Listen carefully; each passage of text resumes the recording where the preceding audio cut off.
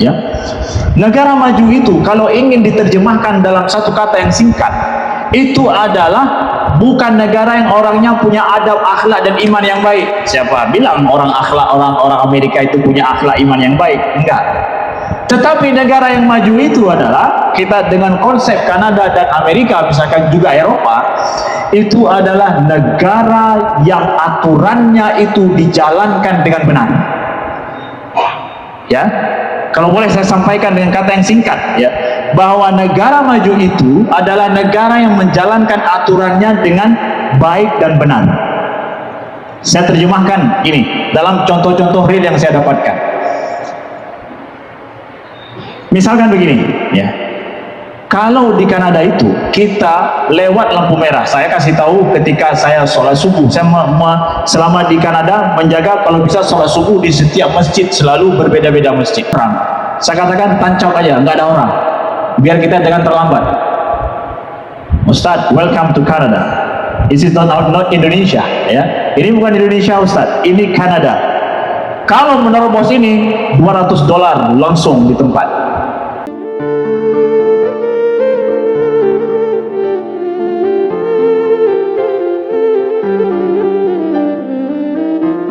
Di akhir daripada ini saya ingin sampaikan sisi kedua yang terakhir adalah bahwa bangsa ini, masyarakat itu amanah kita.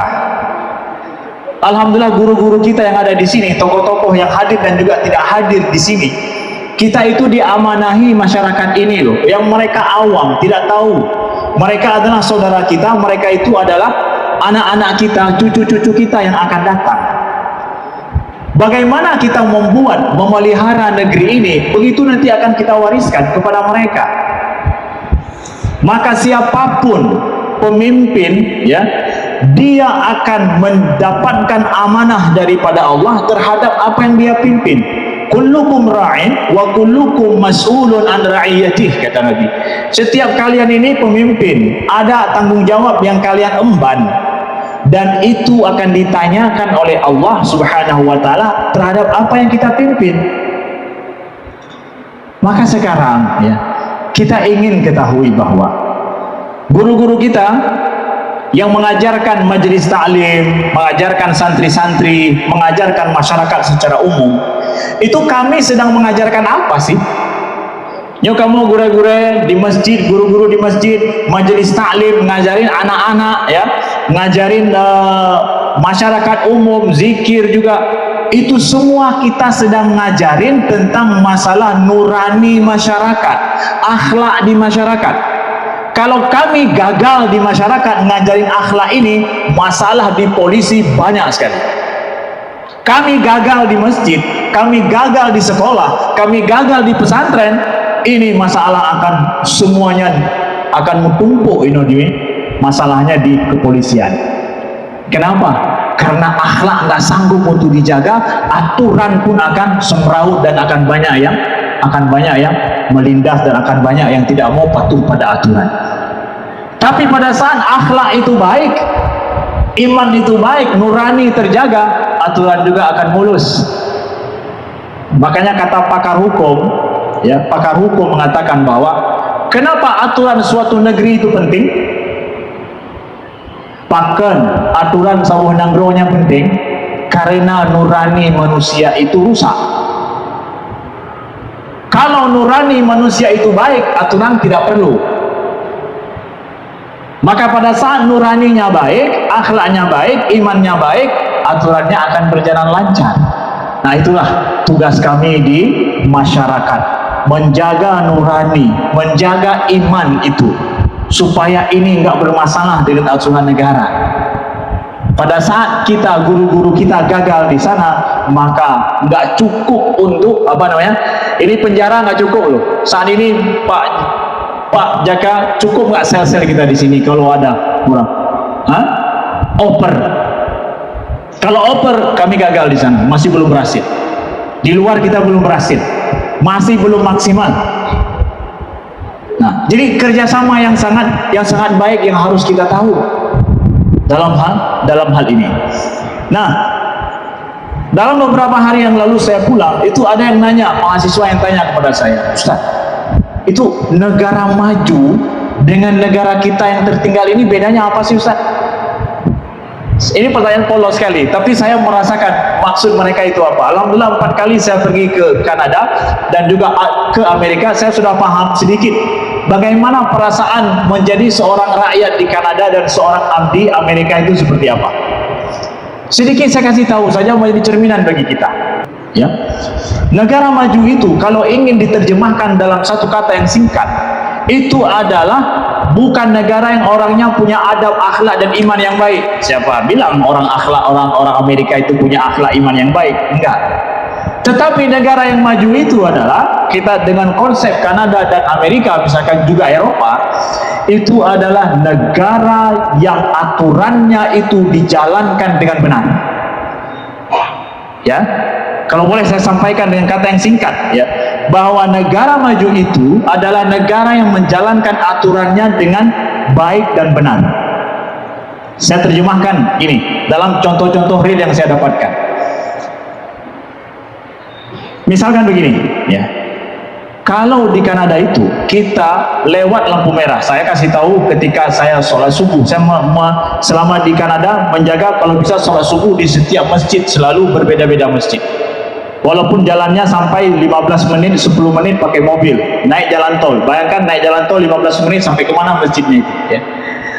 Nah, karena subuh-subuh jam 3-an, ya, kan ada lampu merah, kosong, melompong, nggak ada orang. Saya katakan tancap aja, nggak ada orang, biar kita jangan terlambat. Ustaz, welcome to Canada.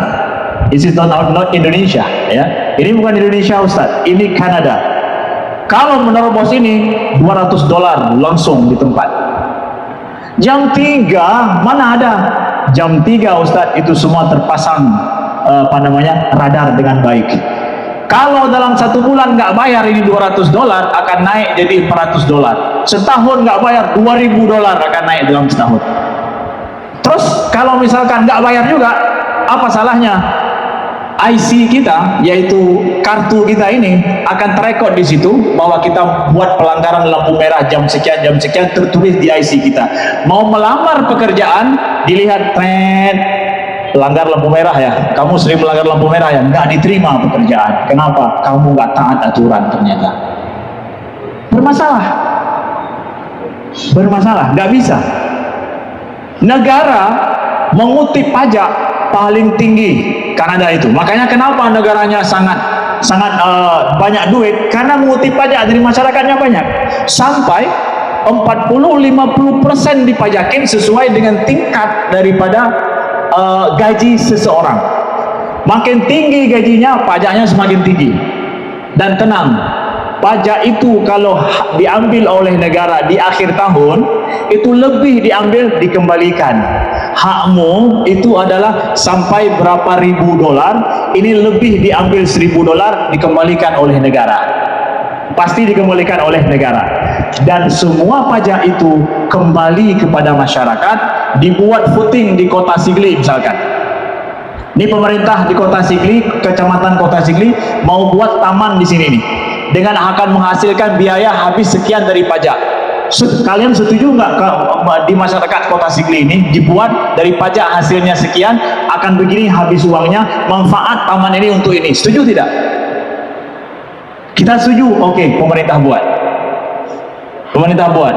Berarti masyarakatnya perlu nih taman nih, perlu ini sarana, ini perlu. Semua diambil dari situ, masyarakatnya senang. Diambil jelas, lebih dikembalikan, proyeknya juga jelas. Orang Aceh di Vancouver, Kanada, itu ada yang banyak yang jadi kontraktor rumah. Jadi mereka kontraktor untuk cat, kontraktor untuk buat dinding rumah, kemudian atap rumah dan yang lain. Saya tanya, gimana kondisi kontraktor di sini? Ustaz, kontraktor di sini nggak bisa main-main. Di sini kontraktor di sini dilihat kepada bagaimana portofolio kita sebelumnya, bagaimana pekerjaan pertama kita berhasil tepat waktu, hasilnya apa itu A, B, ya, kemudian terus begitu. Kalau perusahaan kita dilihat daripada portofolio sebelumnya itu bagus, udah itu nggak perlu tawar-tawar, Ustaz. Taruh nama perusahaan kita itu nomor 1, langsung diambil.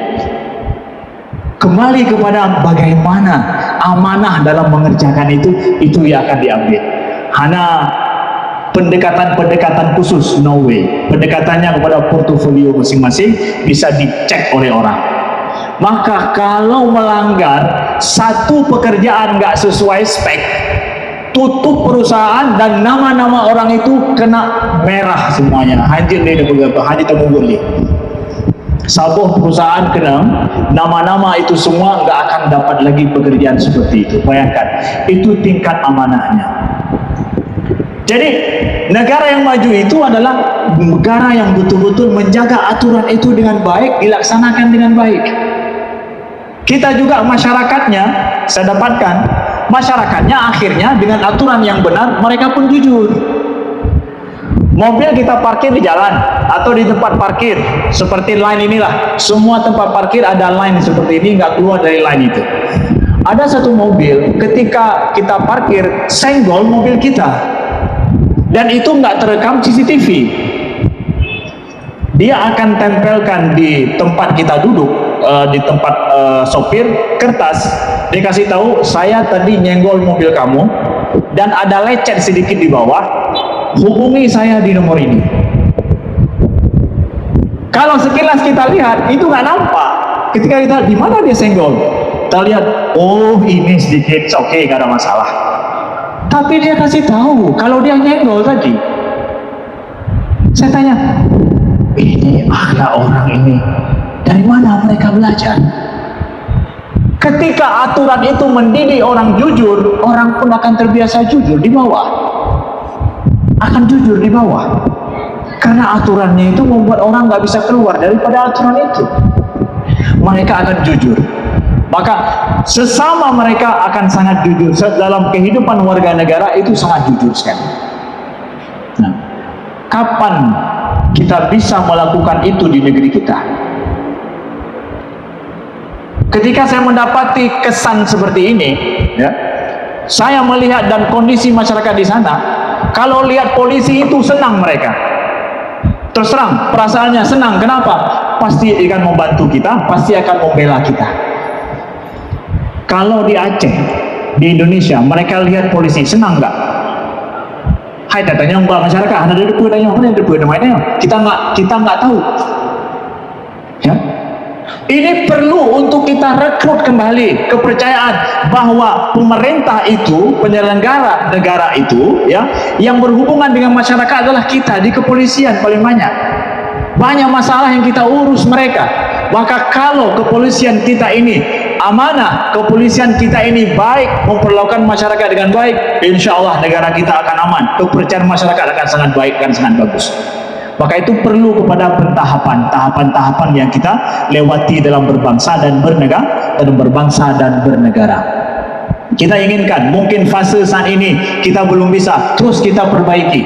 Amanah kita terhadap masyarakat, amanah dalam menjalankan tugas, itu kita perbaiki dari waktu dan dari hari ke hari.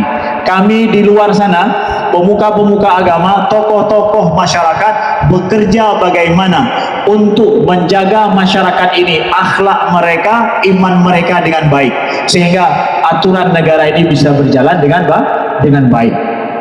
Ketika ada masyarakat yang perlu kepada institusi pemerintahan, jaga amanah itu dengan baik, layani mereka dengan baik, jangan curangi mereka, jangan khianati mereka, sehingga mereka merasa terjaga dengan baik.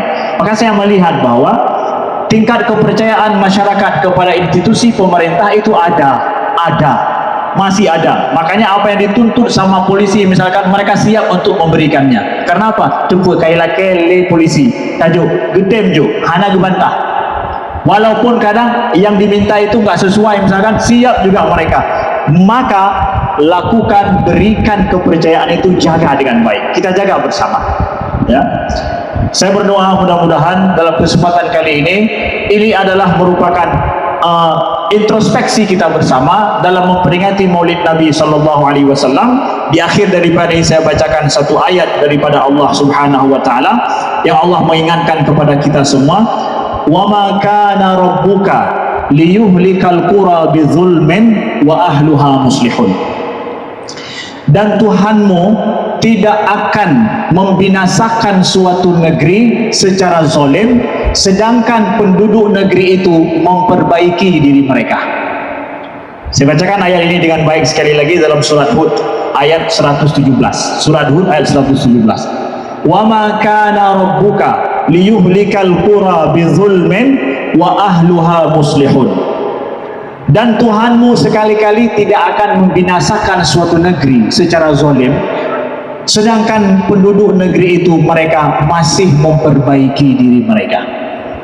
Maka selama kita masih memperbaiki diri kita, ada yang salah selama ini, jangan diteruskan lagi. Ada selama ini kecurangan yang terjadi, kita tidak mentolerir itu. Di mana saja itu terjadi, kita tidak saling memperbaiki, saling mengingatkan, maka Allah tidak akan menghancurkan negeri ini, Allah akan jaga. Tapi sebaliknya, kalaupun kita orang beriman tapi kita tidak saling memperbaiki, kalau ada kesalahan tidak saling mengingatkan, maka negeri kita akan ada dalam bahaya, dan itu kita tidak mau. Mudah-mudahan Allah jaga negeri kita, Allah jadikan pemimpin-pemimpin kita yang amanah, dan kita yang di masyarakat yang mampu menjaga amanah dengan masyarakat. Terima kasih atas segala perhatian, mohon maaf atas segala kekurangan, saya mohon maaf apabila ada hal yang tidak berkenan di hati. InsyaAllah Allah pertemukan kita selalu dalam kebaikan. Allah jaga ukhuwah kita, ukhuwah Islamiyah, wataniyah, dan juga ukhuwah insaniyah kita dengan baik. Aqulu qouli hadza wa astaghfirullah li wa lakum. Wassalamualaikum warahmatullahi wabarakatuh.